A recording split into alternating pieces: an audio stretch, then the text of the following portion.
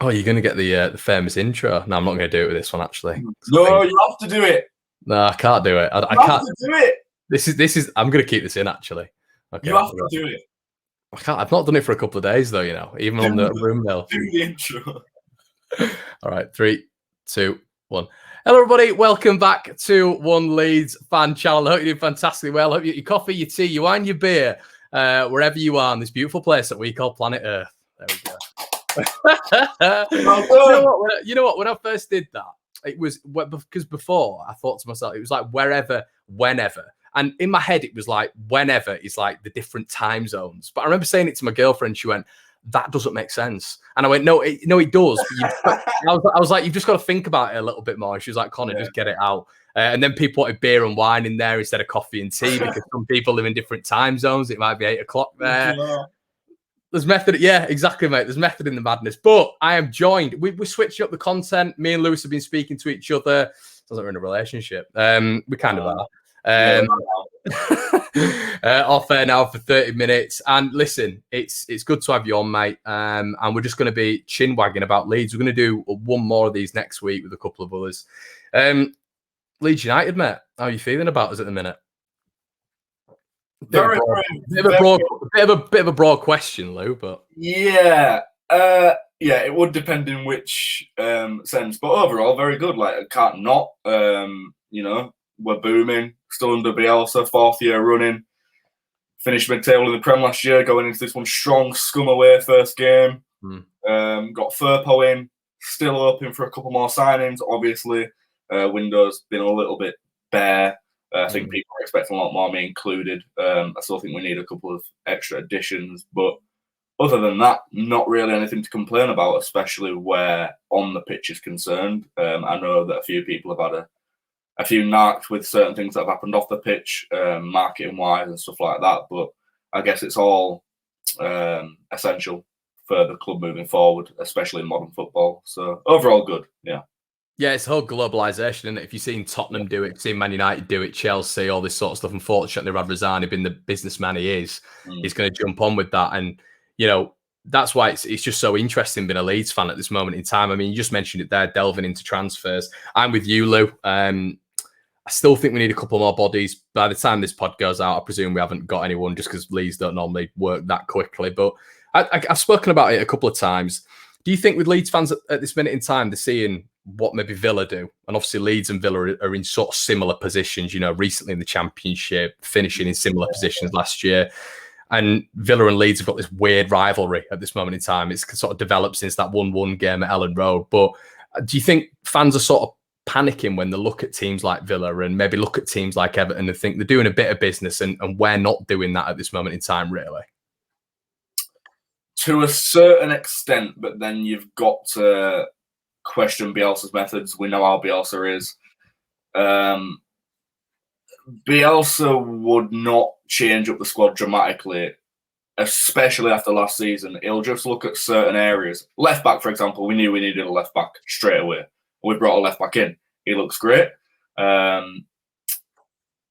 Winger, I personally think we need another winger. Yeah.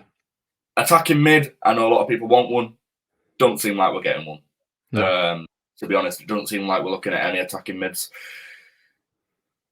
And it's just that thing where, you can look at Villa, you can look at Everton, you look they've brought Leon Bailey, and they're looking at Ward-Prowse, still apparently.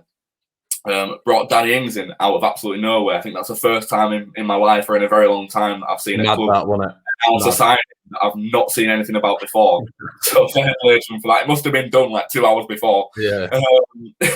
But I don't know. I don't look at that and get worried. I think a lot of clubs have a lot of different plans. Villa probably knew that Grealish was on his way out, so that's the reason for their business. They released a very good video. The CEO come out, didn't he, and explained the reason for Grealish being sold, which I thought were brilliant. Well, how many CEOs do that for a club? I had a lot of time for that, and I respected that. He explained the whole thought process behind that, and the 3 players they've brought in replaced Grealish. So that was clearly already the bigger picture and the plan.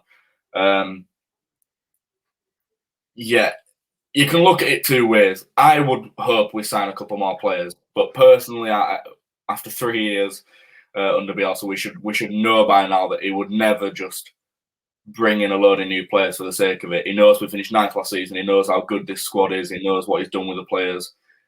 We need to strengthen in a couple areas, but other than that, we don't need to be bringing in world-class talent yet. That's going to be a couple seasons off. We need to build.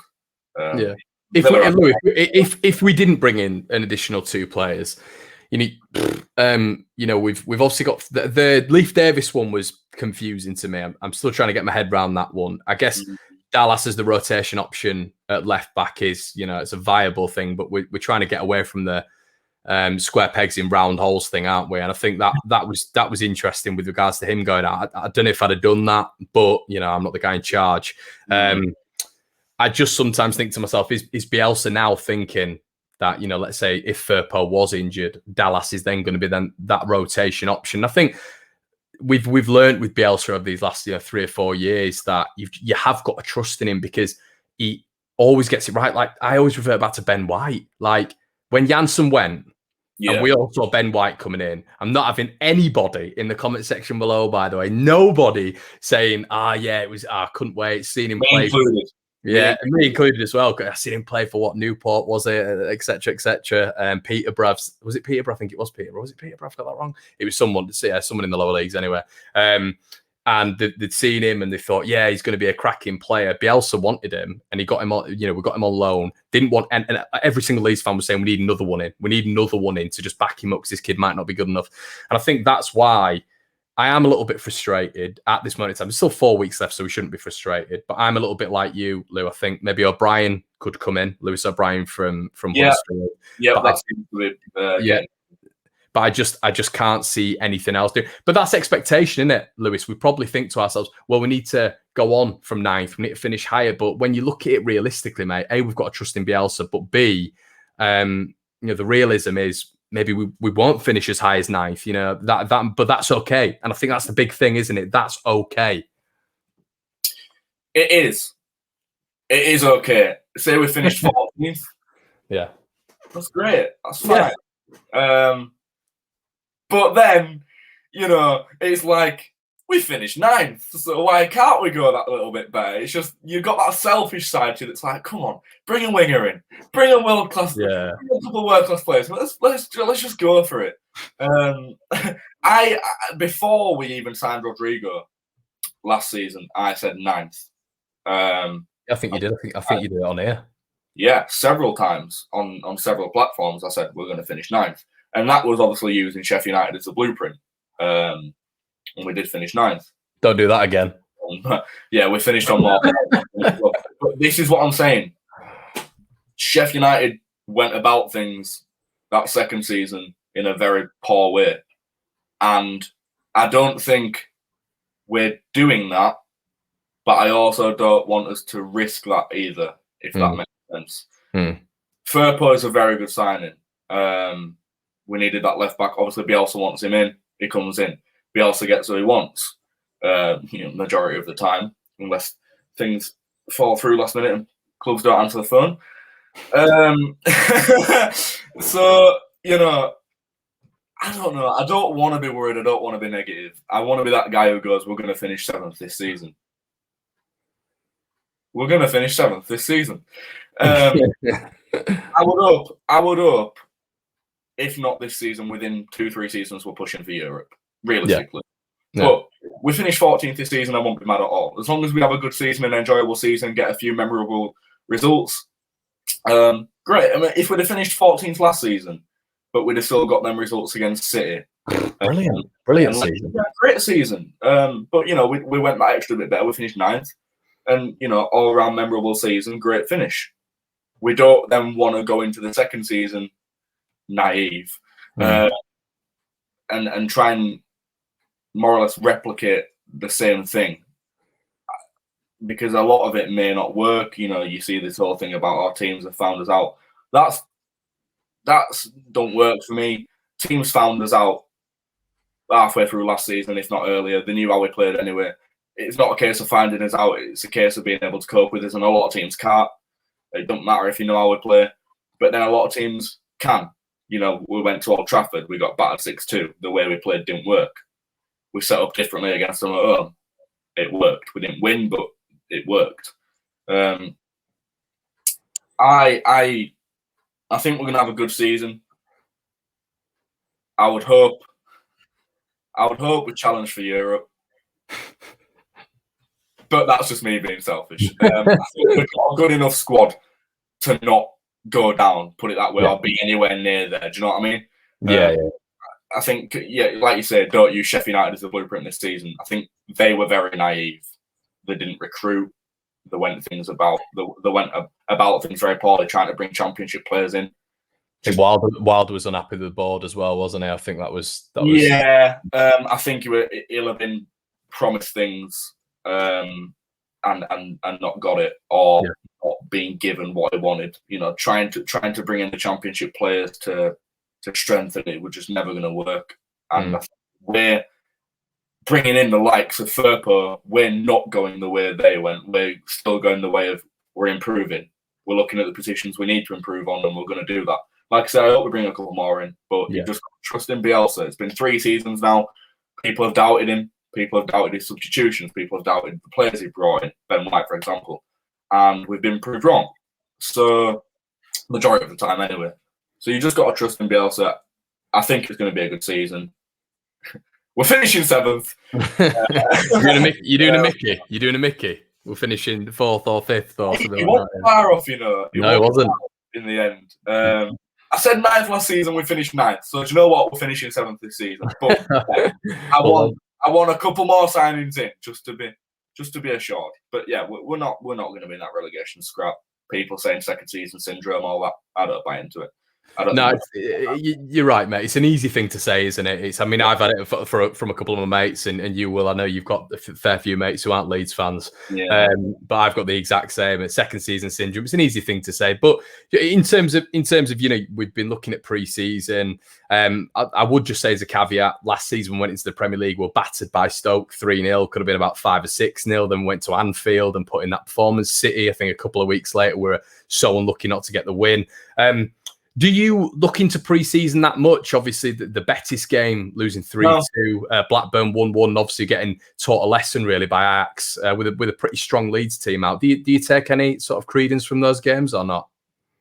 No, because we've never had what you'd call a good pre-season under Bielsa. Honestly, and you know, I might be wrong here, and it might be sort of disrespecting him in a way, but I don't think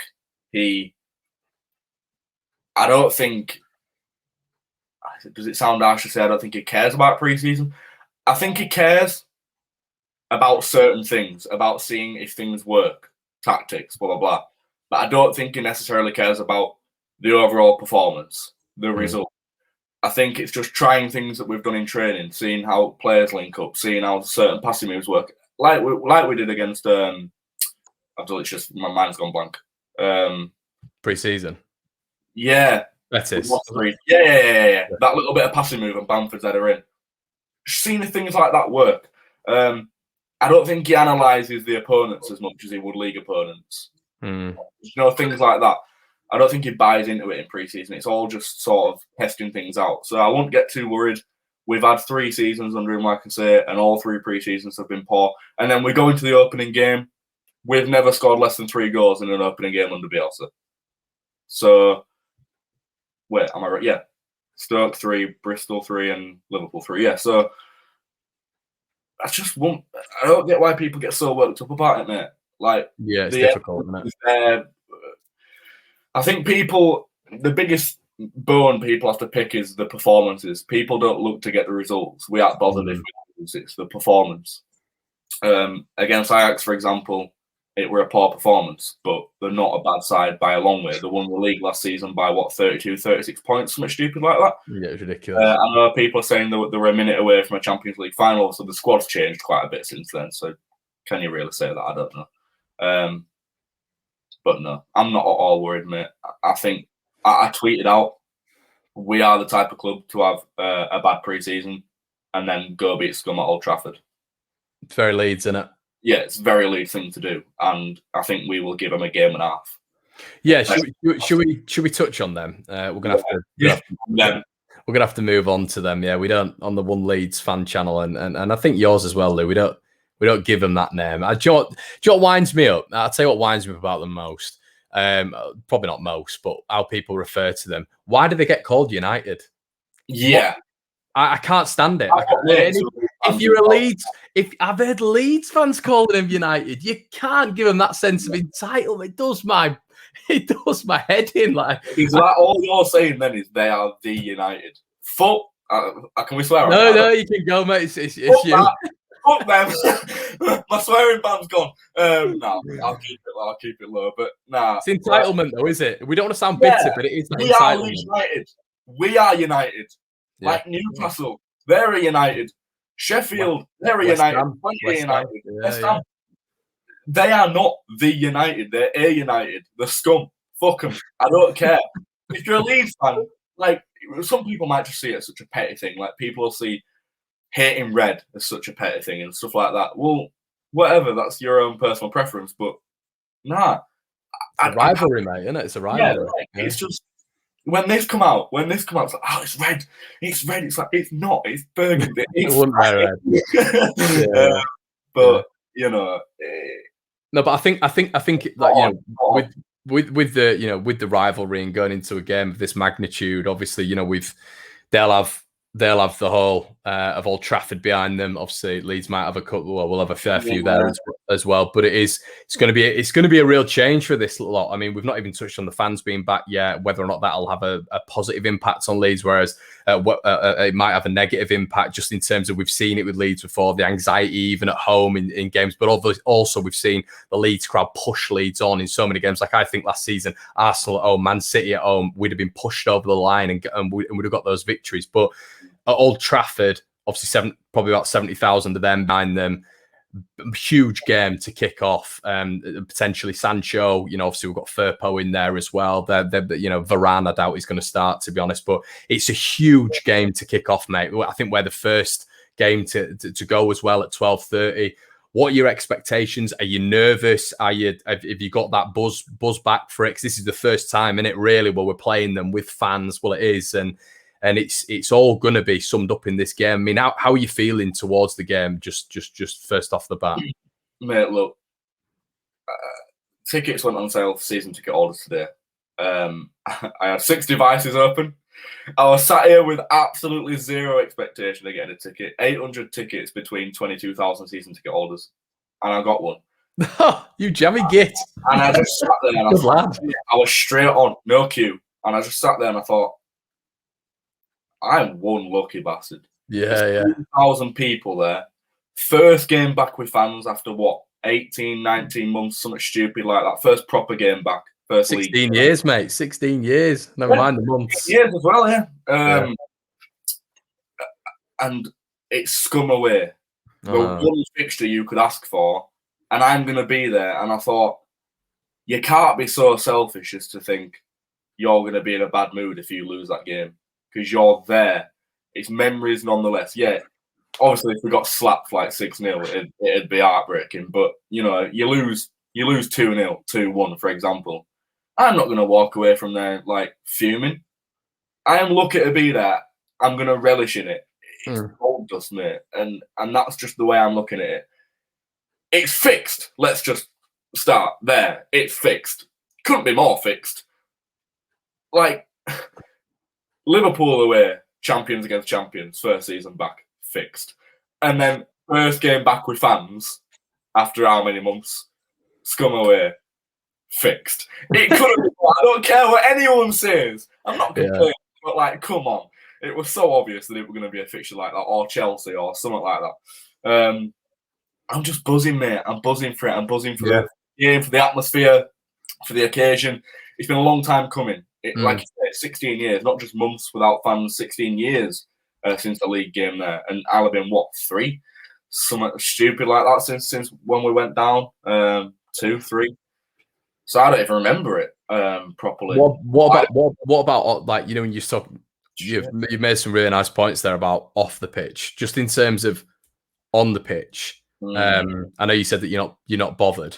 I think you will be bothered. I am bothered. When it comes to it, but I think I mean, you made a really good point there, mate. We always start extremely quickly. We do, naturally we do. The preseason is never an indication of how Leeds start games. Mm. They potentially could have. I was going through this the other day. Shaw might be out, Maguire might be out. You look at it, is Varane really going to start? You've got Sancho there as well. Is he really going to start? Rashford's had an operation, so he's not going to be. Listen, they've got depth. They've got Cavani, Martial. They've got Pogba. They've got players everywhere, and we're expected to lose, Lewis. We are. We're the complete underdogs.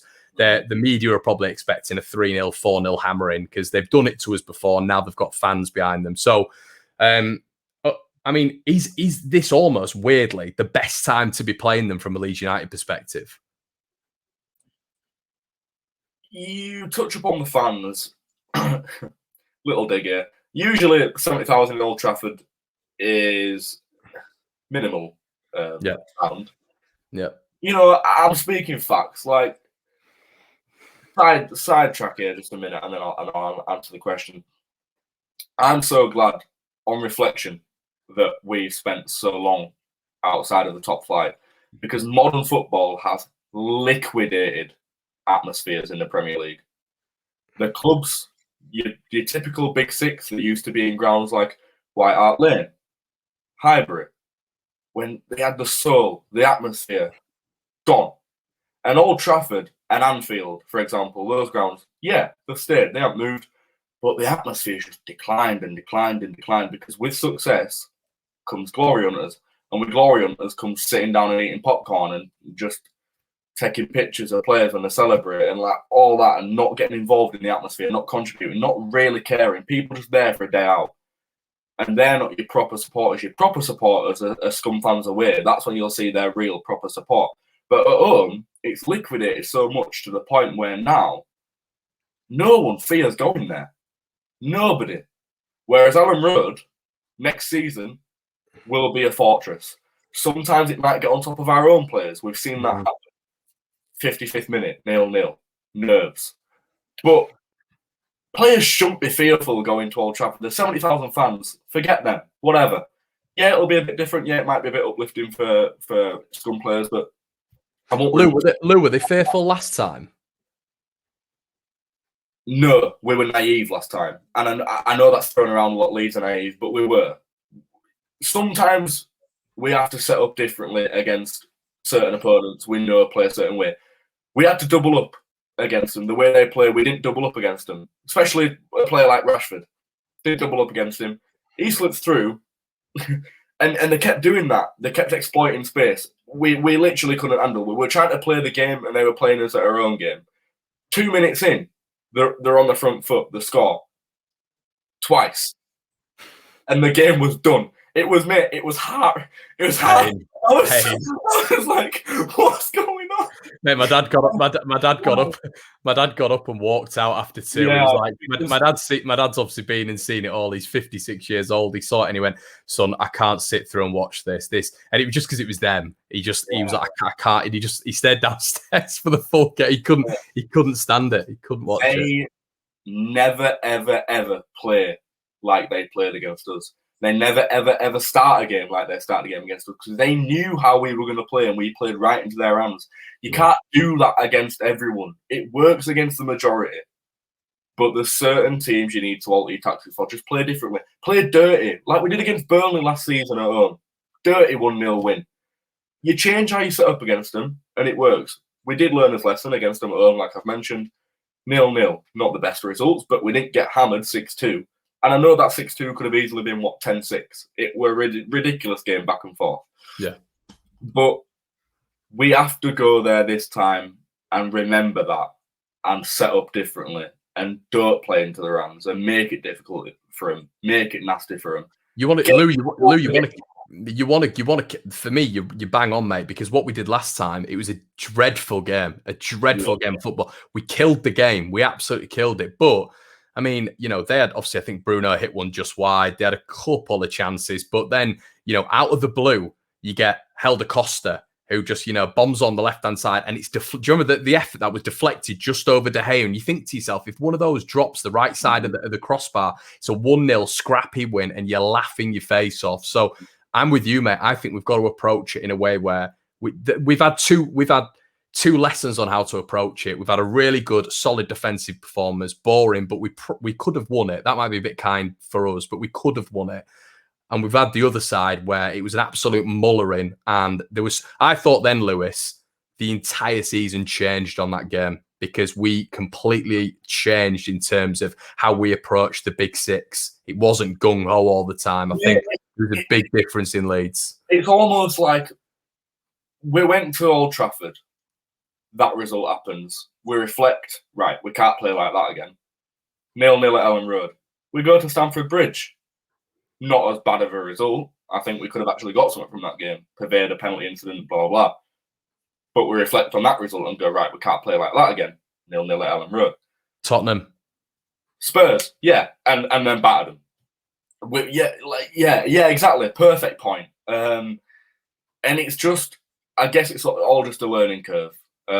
You can do all the analysis you want. You can watch teams all you want, but you'll never know until you're actually on the pitch with that team and you know how certain players come up against each other and stuff. And you say, yeah, they've got players out, might go in our favour. Yeah, but I think we need to make it hard for them, nasty for them. Challenge them a bit more. It's a rivalry. Get stuck in a bit more. If it has to become a dirty game, make it a dirty game. Bring it to them. You can't just go there and play the Leeds United way under Bielsa because they're expecting that. Make it a dirty game. Make it a brawl and try and nick something from it.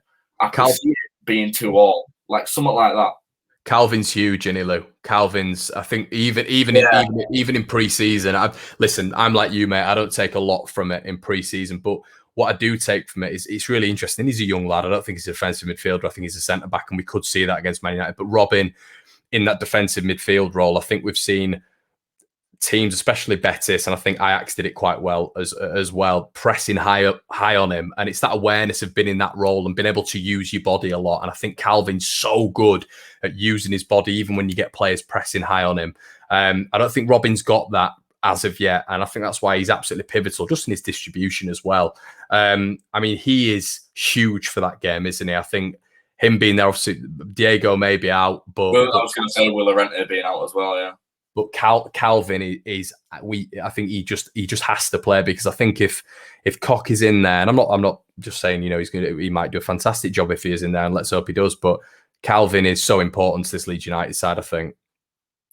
He just holds them all together, mate. Like sometimes you just see, especially the defence, sometimes seem a little bit lost without him, get a bit more exposed, and then Melia's sometimes don't know what to do. Mate, we've seen it in pre-season, and again, you can't touch up too much on it. Yeah. But I've never seen Melia be so just left exposed, and then a couple of mistakes. It seemed a bit shaky a couple of times because the defence have just... And I don't want to see that in league games. You can't.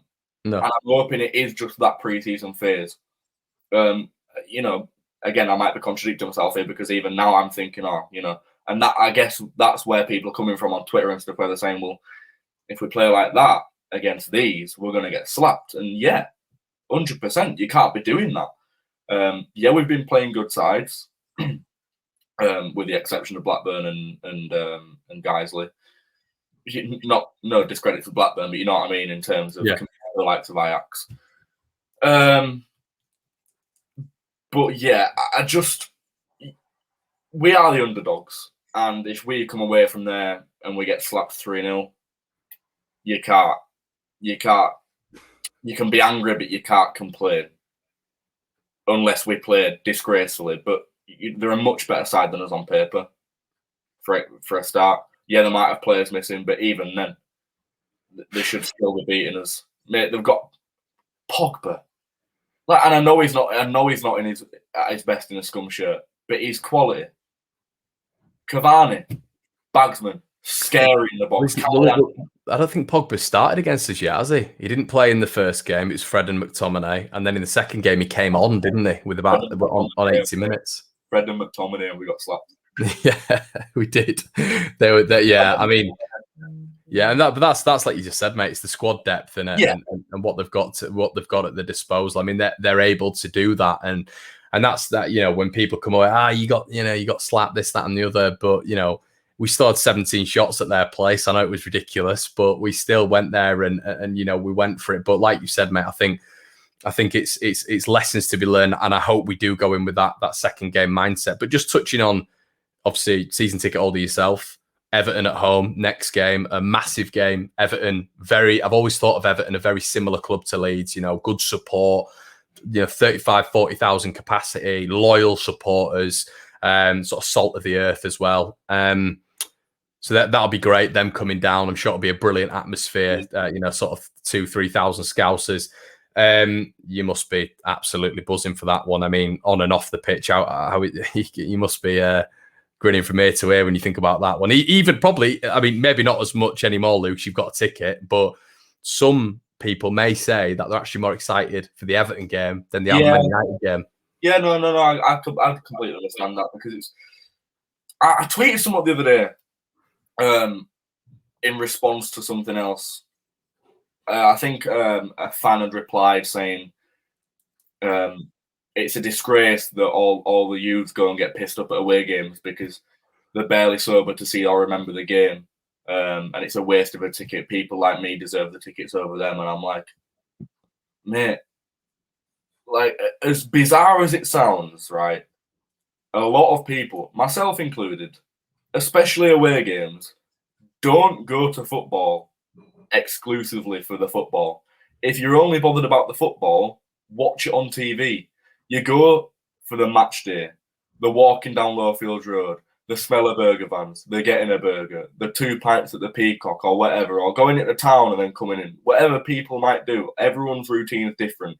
Meeting your family, meeting your friends, standing on terraces, belting your heart out for 90 minutes, going for a pint after the game, whatever it is your routine might be, that is what it's about. It's the atmosphere, it's who you spend it with, what you do. And that is what I've missed. And I think that's what everyone is looking forward to. Everyone's looking forward to seeing us play. Of course they are, yeah. Under Bielsa, especially in the Premier League, for the first time in a lot of people's lives. But we've missed that routine so much. Just match day, just a proper match day. And like you say, scum away should be what you're looking forward to. But the people who have been unfortunate enough not to be able to get a ticket, fair enough if they're looking more forward to Everton, because that occasion is going to be so overwhelming, it's ridiculous. The atmosphere in that ground, I thought Derby in the playoffs were good. We should beat that tenfold. That match run together against Derby still gives me goosebumps. We should beat that tenfold. That ground should be packed out with scarves. There should be white wall in every single stand. And the people, and Lou, the people we've lost as well. So many, you know, so many great Leeds United legends, owners, ex-players. Like, you know, even just you sometimes forget because we've lost so many sons from the Revie era. Who I think I heard Dan Moylan say it on the Square Ball, but he said they're like our Beatles. You know, we grew up and they're the ones who used to go to the game. And I tell you, you don't get a lot of the '92 game. It's 92 team going to the game, or O'Leary's babes. You don't see them at the Leeds games, but you always saw Revie's boys, you know, Hunter, whether or not it'd be Lorimer. Obviously Eddie's there every single week. And it just seems like, I mean, they have to do something, but you know, Mick Bates died 2 or 3 weeks ago, and then you're getting obviously the heartache of the other day. You've had Bill Fotherby dying as well, and it is just, we've had from a club, it's been tragic. We've had a tragic 2 years off the pitch, but on the pitch it's been unbelievable. So Leeds need to sort of, when we're there in the stadium, you need to harness that energy, don't we? And it needs to be an atmosphere that we've probably never seen before. Yeah, I mean, it's West Brom, not to sound ungrateful, I was lucky and privileged enough to get a ticket to that game. You know, I can say I attended a Premier League game in our first season back. Yeah, great. Got to applaud the lads back onto the pitch and thank them for a wonderful season. But again, it wasn't there in terms of standard, in terms of what you'd expect. Stewards coming up the stairs, can you put your mask on, please? Can you put your mask on, please? It's like, everything's so diluted, it's so restricted. And then I went out the ground, went to the Bremner statue, flares, flags, people having a laugh, drinking. And that, there, I was like, this sounds really, really, really, really ungrateful because I bet there's people who would have killed to be in that ground. And it were great, it were emotional, don't get me wrong. But when I was there, we're like, this is better than what we're in there. And I wish this were in there, and I can't wait till it is. And yeah, that the occasion, the ground packed, it's going to be so emotional, so overwhelming. Like you say, respecting the ones we've lost, thanking the lads for a wonderful season last season, how long it's been. Promotion. Yeah, mate. I were at Blackburn last week, and the lads come over and clapped us at end, and all it was as the walked off with champions, and I was suddenly like, I'm at Blackburn, we're chanting champions. I've just been taken back like 15 months. Yeah, it's weird. It's like I feel like we're still in championship and we've just won it. Do you know what I mean? It's like because we even though we know a full season's just passed, it feels like from a fan's point of view, from a supporting point of view, from going that routine that's been ripped away from us, nothing's happened in that time. So it's almost we've gone from Huddersfield at home for some people anyway. Huddersfield at home, scum away. Yeah. Do you know what I mean? No. In what 17, 18 months, I don't know how long it's been exactly. Yeah. A long, long time. Just it's gonna be so emotional and overwhelming, mate. I can't use any other two words than that. The occasion, the whole day, it's gonna get the better of me, mate. You know, I might shed a tear because it get it on camera. So much. I know it means so much. It means so much. I know, mate. I know. We're just to be back, and I can't wait, mate. Like a lot of people. Yeah, well, I think that's a pretty perfect way of ending it, mate. So, thank you. Thank you for everyone. If you've joined in, Lewis will be part of another video that we're doing this week. Little table predictor, so he's back on again. If you've enjoyed it, if you've made it through 36 minutes, firstly, well done. Secondly, if you haven't subscribed, what are you doing? Thirdly, get your comments in. Me and Lewis have spoken about everything. So, you know, if you want to touch on transfers, you want to touch on what it means to you to be back at Ellen Road and even Old Trafford, if you're as lucky as Lewis. But, mate, where can people find you? LUFC. Apart from your room, you're recluse. I'm isolated. I'm in my room. I'm working hard on another game show, Family Fortunes, which Connor is on, so you can go find one. Connor is on. There we go. You can go find him on there as well. So that'll be coming out soon. Yeah, LUFC Lewis on YouTube.